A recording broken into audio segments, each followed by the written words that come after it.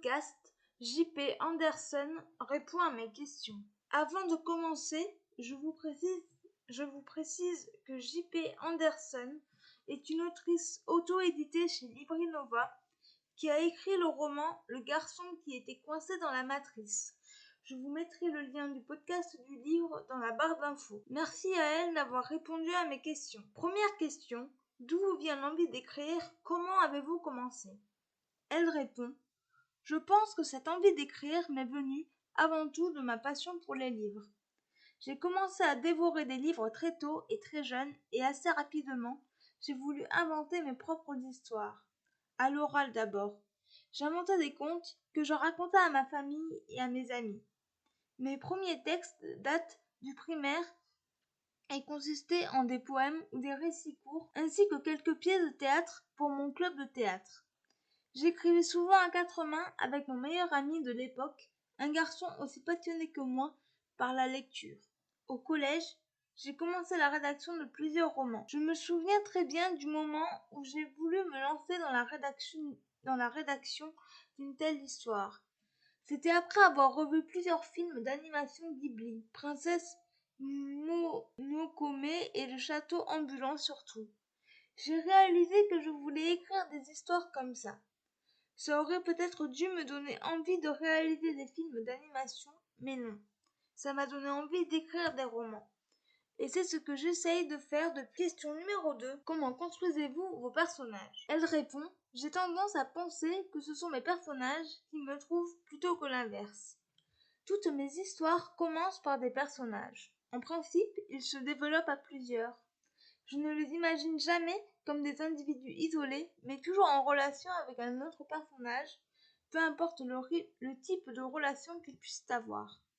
Je peux donc avoir l'idée de deux ou plus amis, frères, sœurs, amoureux, ennemis. J'ai rapidement les grandes lignes les concernant, leurs relations dynamiques et comportement général. Ensuite, j'essaie de préciser tout ça et je vais établir une petite fiche d'identité. Genre, âge, nom, apparence, personnalité et attitude. Pour le reste, cela se développe ensuite au fur et à mesure que j'écris. Troisième question. Quelles sont vos sources d'inspiration? Elle répond: je le leur dis souvent, mais mes amis sont ma principale source d'inspiration. Mes amis, mon entourage, ce que je vis, ce que je vois, ce que j'entends. Souvent, des musiques, des peintures, des ambiances également. J'emmagasine tout et je m'en sers ensuite pour écrire. Quatrième question. Votre moment préféré pour écrire? Elle répond: pour écrire à l'ordinateur, le soir quand tout est calme. Mais j'ai l'habitude d'écrire sur mon portable dès que je suis dans les transports en commun ou en train d'attendre quelque part. Cela m'occupe et en général, les idées ont tendance à fuser plus rapidement. Cinquième question.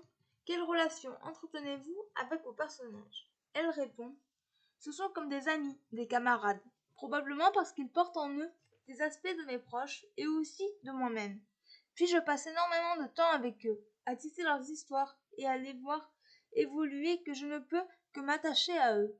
Je suis le genre de personne qui s'identifie et s'attache très facilement à des personnages de fiction, romans, séries ou films. Donc forcément, j'ai ce genre de lien avec ceux qui sortent de ma tête également. Selon ce que j'écris, il m'arrive de me sentir mal ou heureuse pour mes personnages, et j'ai parfois changé des plans scénaristiques en cours de route à cause de mes attachements à certains d'entre eux.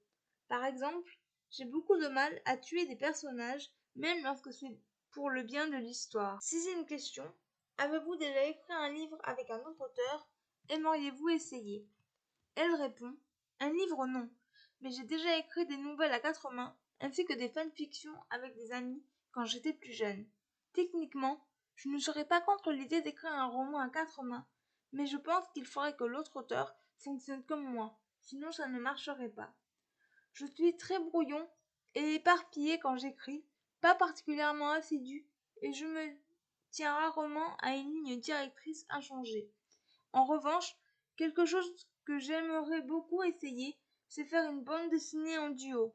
Si seulement j'avais un dessinateur dans mes amis, je pense que j'aurais déjà essayé de l'entraîner dans un tel projet. Septième question.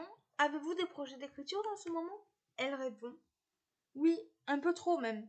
J'en ai plusieurs en suspens, d'autres qui ne sont encore que des synopsis, et 2 principaux sur lesquels je travaille en ce moment, un roman de fantasy et un autre réaliste. J'espère en avoir terminé un d'ici la fin de l'année 2020. 8e question. Quel est votre endroit préféré pour écrire? Elle répond: je n'en ai pas vraiment, du moment que je suis dans une position confortable. Je n'aime pas vraiment m'installer à un bureau. En revanche, je trouve cela trop scolaire. Quand je le peux, j'aime bien m'installer au soleil, voire sur la plage, et écrire à la main dans l'un de mes carnets. 9e question. Quelles sont vos passions? Elle répond: la lecture, de romans et de bandes dessinées, regarder des films, séries, de la musique. Je joue de plusieurs instruments, l'équitation, la photographie et, évidemment, l'écriture. 10e question. Votre signe astrologique? Elle répond: je suis Cancer, ascendant Vierge. 11e question.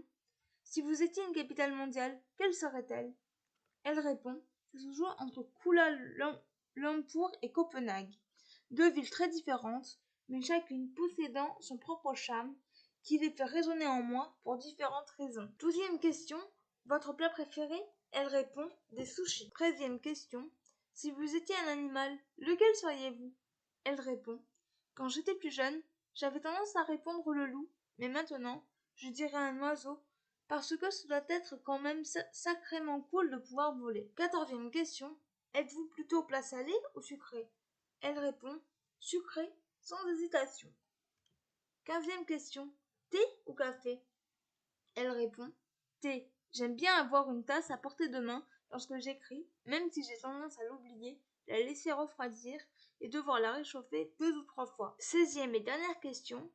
Que préférez-vous écrire? Les personnages? Les lieux? Elle répond: les personnages et les dialogues. Je ne suis pas très versée dans les longues descriptions. J'ai un style assez scénaristique. Je me concentre principalement sur les échanges entre les personnages, verbaux principalement, mais aussi tout le reste, regard, gestes, sourire. Voilà, c'en est tout pour ce podcast. J'espère qu'il vous aura plu.